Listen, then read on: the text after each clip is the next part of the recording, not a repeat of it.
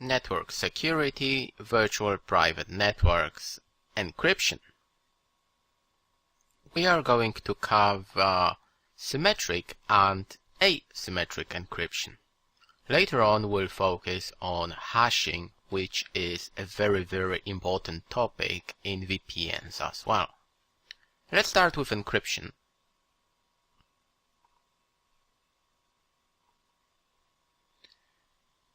We have two types of encryption solutions.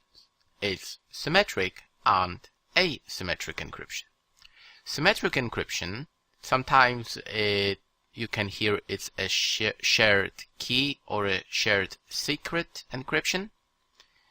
In this solution, you have a single key that will be used to encrypt and decrypt your data. When you look at this picture here, you will see that we have a message.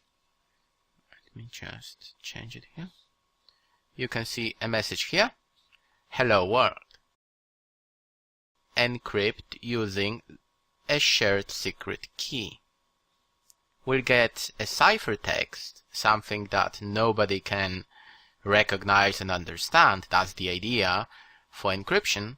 And then the other side will use the same secret key to decrypt that message and see hello world.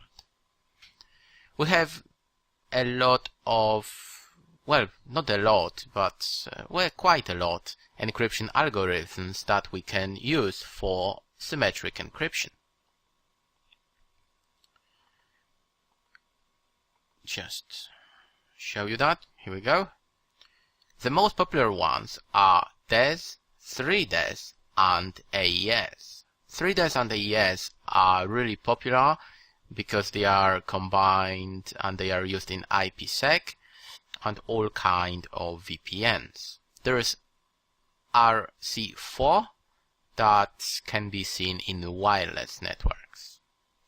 The advantage of symmetric encryption is that it is fast and it allows your traffic to be encrypted and decrypted on the fly. That's why we use that for VPNs, because it's really fast. The second one is asymmetric encryption. In this case, sometimes we call it public key cryptography. In this case, we have two keys. One key is used to encrypt your data, and second key is used to decrypt the message. Let's check it here. We are going to use one key to encrypt this message and another key to decrypt that message. Comparing to symmetric encryption, asymmetric is slower. That's why we do not use that for all our VPN traffic. In most cases, we use asymmetric encryption to exchange our keys that will be used for symmetric encryption. We are going to talk about PKI in a moment. For now, you have to remember that these two keys, sometimes they are called a public key and a private key. What we mean by that is that a public key is something that can be used by everybody. Everybody can see a public key. The advantage of that is that I can send my public key to you. You can encrypt a message using my public key. And who owns the private key? Well, that's me. It means that you cannot use the same public key to decrypt that message. I can do that because I have my private key, and of course private key, that's the name. I will never ever share it with anyone. And it can work both ways. I can encrypt something using a private key. What does it mean? Well, it means that everybody can decrypt that. And you all go, okay, why would you do that? That's not good. Well, sometimes it is. Why? Because it proves that I created this message. You were able to decrypt that message using my public key. It means that I had created that message. Let's talk about PKI, public key infrastructure. In cryptography, PKI is designed to manage, create, store, and revoke digital certificates, public keys. The idea for PKI is really simple. You have a server, a CA, something that certificate authority, somebody, something, a server, a service provider, a company, you will trust.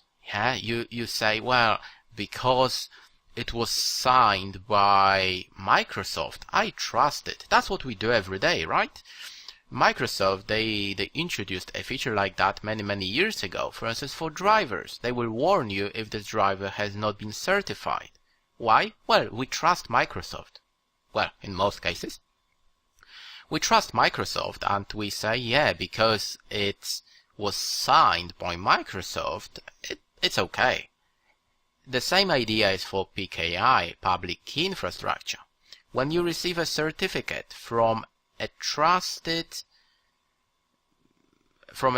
server, then everybody will trust it and will say, well, because this certificate was issued and signed by someone I trust as well, it means that you're okay. I can trust you. I can start, I don't know, a VPN connection or allow you to connect to my network because we trust that certificate authority.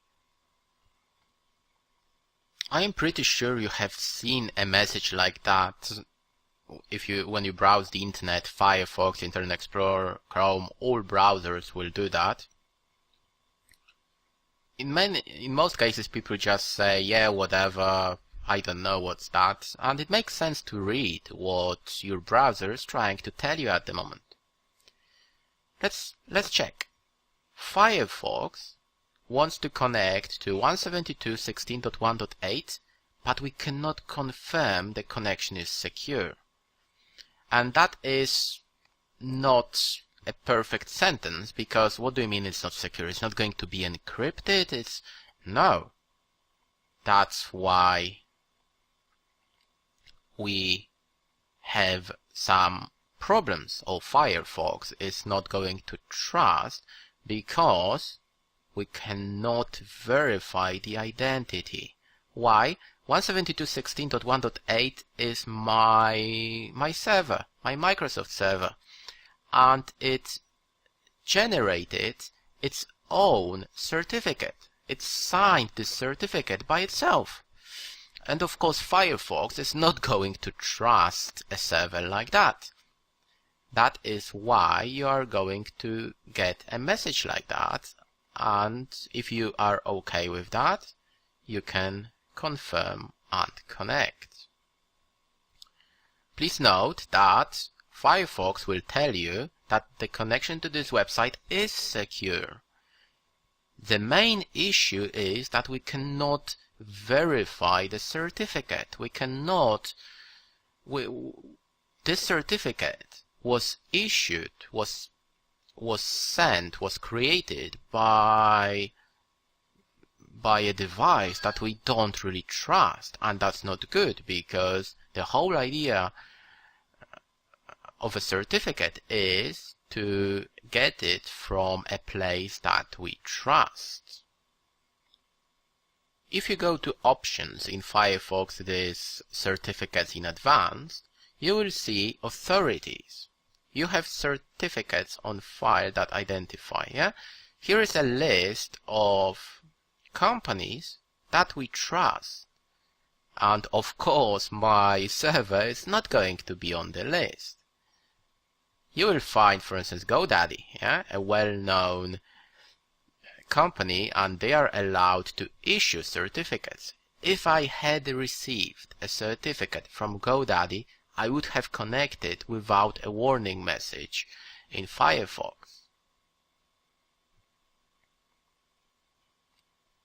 The last picture I want to show is how strong our encryption can be. Here it is DES and AES. AES 128, the most popular one, 256.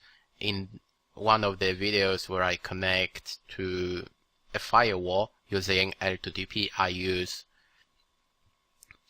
256-bit key. That is really secure.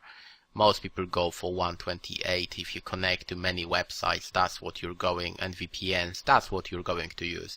It is more than enough to make your connection very secure. We should avoid using DES. DES is not secure. 3DES is not bad. Here, it is on the list here. Still, 3DES is in most cases slower than AES and is not as secure as AES. Today, almost all devices and servers support AES. That's why, if possible, you should go for AES. In this video, we talked about encryption. I showed you the main difference between symmetric and asymmetric encryption, and we discussed a public key infrastructure. Thank you very much.